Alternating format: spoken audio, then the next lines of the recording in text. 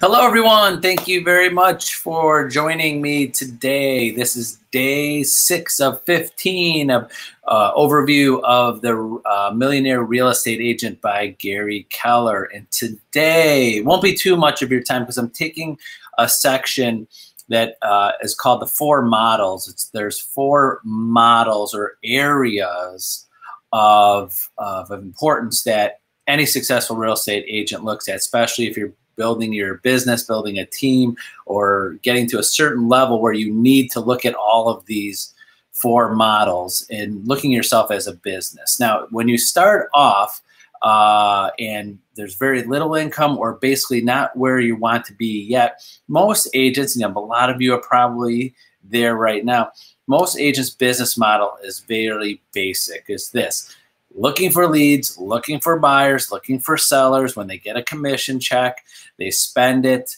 and then that's the end of their business model.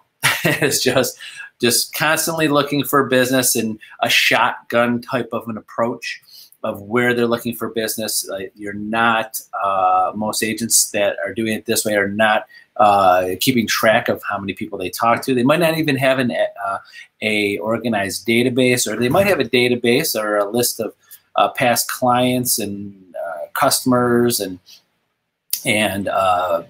acquaintances and business connections, but you're not going to it in an organized fashion of reaching out to people in a constant organized way or consistently or in different ways. It's just not having it all organized in that. So if you're in that position now, just basically doing real estate part-time, have another job, or just wanting to get into it full-time and make enough income, don't worry, you are in the same boat right now as many, I would say 80% of realtors right now.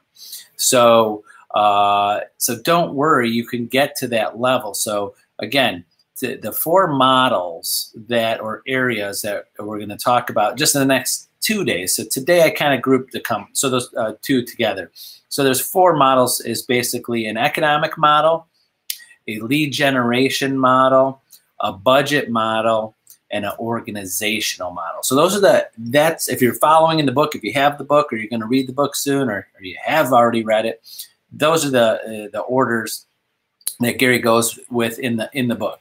The economic, lead generation, budget, and then organizational. So I'm taking the 2 economic or financial parts and kind of grouping it together today to go over. So I'm going to go economic and give you a brief overview of some things to think about there in budget model. So first, economic model is that there's so many ways in spreadsheets that you can fill out. And we have one here at Century 21 HomeStar I give out to agents if they really want to be serious about thinking about what they want to make. Is a chart that you could go say, wait, how many transactions do I have to do to earn X amount of dollars? What is my price point of houses that I'm going to go for? And again, if you're an agent that has been in the business a while and you want to get to another level and you already have a track record of, well, I usually sell $125,000 houses or $200,000 houses, or my average sale price is this or that. That's great because we could work with that very easily. But if you're brand new and you're not sure which way you're going, I mean, of course, most agents, I'll tell you, I'll take anything that's within reason. I'm going to make a good commission. But you really got to, if you're farming and thinking about farming an area or going after a certain styles of homes or area homes, that's something to think about. So I'm going to give you the basics of that. But the great news about our market, Northeast Ohio in general, is that we have basically a very stable market in the aspect of prices, areas, price ranges. We don't have like a vacation home section of our state. We don't have a second home market. We don't have a big area of investment. We're not like California, Los Angeles, New York City metropolitan area, in Florida, all different, like Florida's, into my opinion, is like 8 states in one, so like Ohio could be just one city in Florida in regards of the types of home styles of homes, price range of homes. So the point I was getting at with that is that you could really pinpoint what area you want. So like if you live in a certain city, in a certain area, you go, I'm going to really farm this area here. You're going to have a pretty good idea of what the price range is in that area. So if you're new, you go, I want to concentrate on this area, this county, this side of Cuyahoga County, Lake County, Geauga, Lorain, Elyria, Columbus. You can really get a good idea of what the price range is. But you could sit down, and if you're not with Central 21, reach out to your office, see if they have a sheet where you could sit down, a spreadsheet, and go, I have to sell this many houses, and figure out what the average commission will be, and what after your company splits and fees, how much money you're going to make, and really figure out how many sales you need to have. A lot of us already have a general idea of it, but we could get down to a science. Go, I want to make $50,000 a year, $75,000 a year, $100,000 a year. You got to have a goal. So the basic part of the book of the economic model is you have to figure out where you need to be, how many houses you need to sell, how many listings you need, how many buyers you need. You get that down to a science, so you have goals. You have yearly goals, monthly goals of how many listings you need to get, how many buyers you have to be working for, so you know you could get there. Because so many agents out there, again, don't even figure out, again, most of the agents out there just want to say, I want to sell as many homes as possibly can and make as much money as possible. That's great. I mean, to start, of course, but if you're looking at yourself as a business, you have to have goals. You have to have specific, I need to make X amount to do this full time and to be successful as real estate. So that's the basics. I'm going to go over the economic model with that, because I could keep on going forever with that. And it's really individual towards each agent of what those are going to be. So again, ask your office if they have the spreadsheet. Central 21, all my Central 21 agents watching this, it's right on 21 online under business building, in our university, also under extra. There's a section, and I could show you where it is, where all of the attachments and forms and information on all of the classes that are offered in our university. There's a whole library of all the things that are there, and it's in that section there, and I have it to email it to you too. Okay, next we're going to go into the budget model, and that's what I'm going to focus on today. Budget. So I'm going to tell you a few things, my opinion on things, because I think of some things a lot differently, being in real estate for 28 years and seeing agents in and out of real estate, and successful real estate agents and agents that are very happy with what they're doing. But the number one thing when thinking about a budget is don't think about money first, ever. Tony's opinion.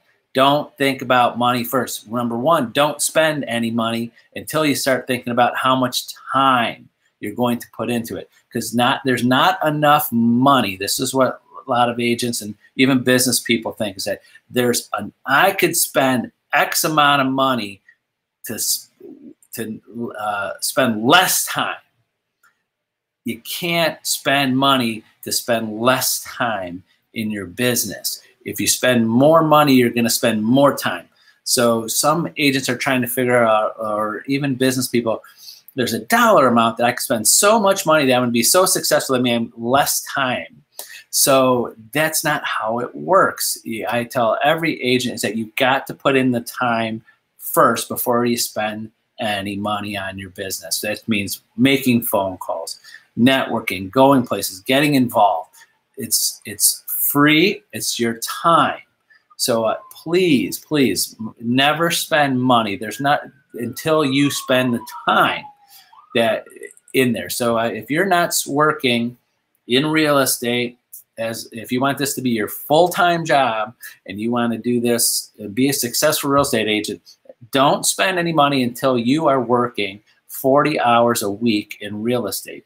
What does that mean, 40 hours a week? That doesn't mean, well, great if you're showing houses and going on listing appointments and researching things for buyers and you're working for really 40 hours on active clients. That's great if you get to that point. But you have to be working like a job. Put a schedule, like I'm prospecting 2 to 3 hours a day. I'm out there researching what's new in the market for an hour a day. At night I'm showing buyers every night or every other, as many nights as possible. I'm showing buyers property.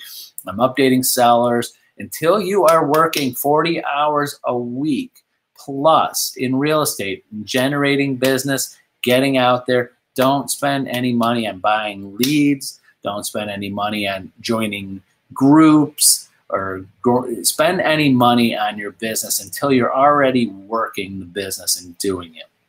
As I see, there's no magic thing that you can buy that's going to get you successful, or everybody would have it. That's the bottom line. And the great thing about real estate, the great thing about it is it's very, very, very, I know none of us like to pay bills when those board dues and MLS fees come up, but what other business can you be in where you have one sale a year covers all of your expenses and you're financially ahead with one sale a year? That's it. That's a minimum of what you can be. So the cost, the hard part is that you might have a sale in, let's say at the end of the year. Again, I'll say every 12 months, because you might have a sale like if you're new in the business or you're just getting back into it or trying to work out and build your business. You might have a sale or two in fall, and then you have the board dues, then you have the MLS fees, then your next sale's in spring, and it just doesn't feel like it, but you're still financially ahead. You just spent the money that you had on that commission. I see it, I hear it every week. I talk to agents every week. I coach agents, and this is exact kind of like you're ahead, but it doesn't feel like that when you have to pay that bill. So remember, budget. Start with a budget. The budget is this: board dues, MLS fees, basic minimum office fees. If your office is charging anything here at Century 21, no office fees, no monthly minimum fees or anything like that. So you don't have to worry about that. But if you're talking from another office, monthly minimum fees, keep the minimums until you put in the time. And then when you decide to invest, example, you want to join a certain networking group, you want to join or be a volunteer or somewhere we could get into a group of people and invest in being part of something that you can network with people, then you got to decide. Then in the book, it goes through a lot of examples. But again, I don't want to go into specifics here because it's really individual, one-on-one with people, what you're spending, is make sure you're getting a return on investment, ROI, return on investment, that you're getting the sales, getting the leads, getting the buyers, getting things out of it, that if you're spending any money. And then also budgeting your time. That's another thing. It's not in the book, but I'm putting my twist on it is you got to budget your time of where you're spending your time and make sure you're having a return on investment of your time. So I coach many agents, or have over the years, and I talk to them and say, well, what are you getting involved with? And they go, well, I'm involved with my church and I'm involved with this. And I go, well, how many leads have you gotten out of it this year? And they're like, none. I'm like, well, that might not be a good point, a good rate of return of your time if you're being involved in things that you want business to come from them and they're not. I have seen many, many agents over the last several years, 10 years plus, joining these networking groups and spending monthly fees and getting up once a week, and then getting into these investment groups. And the good news about it, it's early in the morning, and what else are you going to do early in the morning? But the rate of return for some of the agents is zero. They get leads, they get here, it never pans out to a sale, but they go to all these meetings. So always watch for a rate of return on your time too. So I'll follow the last thing I wanted to say today about budgeting is, again, stressing, have a zero budget other than your minimums. Sit down with all of our Central One agent, with myself, if you're not with our office, with your broker or manager, someone that has more experience than you, that's been in management, that has coached agents, that have seen what agents are doing over the years, many years. I suggest don't go to someone that's just been in the business 3 or 4 or 5, 6 years. You got to go with someone and there's many people out there that have been in the business here, that have coached, that have owned an office, that have seen hundreds and hundreds and hundreds of agents and what's good and what's not good to do. Because again, like we said earlier, a couple of days ago, don't reinvent the wheel.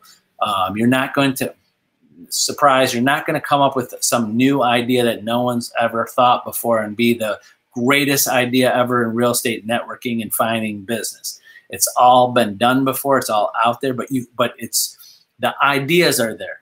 Not all been done. You still have an opportunity, but the ideas of where to network and where to go are there. Talk to the people, an individual for you. Don't spend any money until you have it, until it's in the bank and you have it. So investing, that's another thing I'll kind of go into right now before we quit for the day, is that don't spend it unless you have it. Until you have a sale and you put X amount of dollars, takes a little bit of money out of each commission and to put it in an account and save it, then spend it. Don't put it on a credit card. Don't, like, I'm going to send out flyers, or I'm going to send out just listed postcards, just sold posters. I'm going to send all this stuff out and spend all of this money, put it on my credit card or take it out of my savings. Wait till you have a commission check. Take money out of that. Even take your first, second, third, take a whole commission check that you had, pretend like that sale didn't happen. Use all of that money as part of investment money. So don't spend money unless you have it, because it's hard to play catch up. I've seen agents that spend money on lots of different things to get their business going, and I think they're always playing catch up. I've spoke to agents over the years that have used their credit card for everything, and then they never paid off the balance of that credit card. It's been years. They're like, oh, I don't even know. I just been paying off, paying my minimums on my credit card. I put things on the credit card. You don't even know how much money you spend in fees and interest on those. So again, sit down with your broker manager. I'm happy to sit down with any agent. Go over a budget of what you want to spend. Make sure you're getting a rate of return. Making sure you are taking advantage of any money you're spending, because you got to put in time. Like, I'll give you one small example. Just listed, just sold postcards. Great, staple of our industry. You can't go wrong with those. It's something that lots of successful agents do. If you have the money and you want to send them out, great. The rate of return is going to be very, very little if you just send them out and that's it. But you put in the time to actually call those people, or at least some of those people that you sent just listed postcards to that you got, or door to door. Go door to door in the neighborhood. Make sure you follow the solicitation laws of the city and going, hey, I sold your neighbor's house down the street, and I sent you a postcard in the mail. Did you get it? And going door to door. So you're going to have to put in time to get a higher rate of return. Just spending the money and mailing things out and is going to get very little rate of return on those. So that's why that's an example of what I spent, is if you spend the money, you're going to have to spend more time to make it work too. So that's it. That's the basics of those, economic and budget. I know I could go into so much detail, but I know it's so specific to each agent. And I'm happy to reach out to me. Thank you for all the agents that have been reaching out to me over the last several weeks after all these videos. I love it, and I love to schedule time with you individually. So if you need to go over a budget, if you need to go over figuring out how many sales you need to have to make X amount of money that you want to make, I'm happy to schedule a time and go over that with you individually and helping you out and getting your business to the next level. So that's it for today. Thank you very much for watching. And tomorrow we're going to be going over the lead generation, lead management part of a model. And that's very, very important. So we're just going to go over that tomorrow morning. That's it. Have a wonderful day, and we'll see you tomorrow at 11. Bye-bye.